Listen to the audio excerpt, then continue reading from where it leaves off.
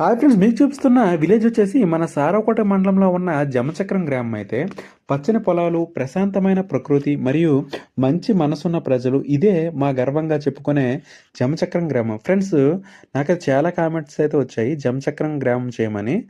Friends, ఎవరైతే మన followers ఉన్నారో జమచక్రం విలేజ్ నుంచి ఈ రీల్ని అయితే షేర్ చేయండి. నా వీడియో నచ్చితే మాత్రం పేజ్ని అయితే ఫాలో అవ్వండి. Okay, thank you friends.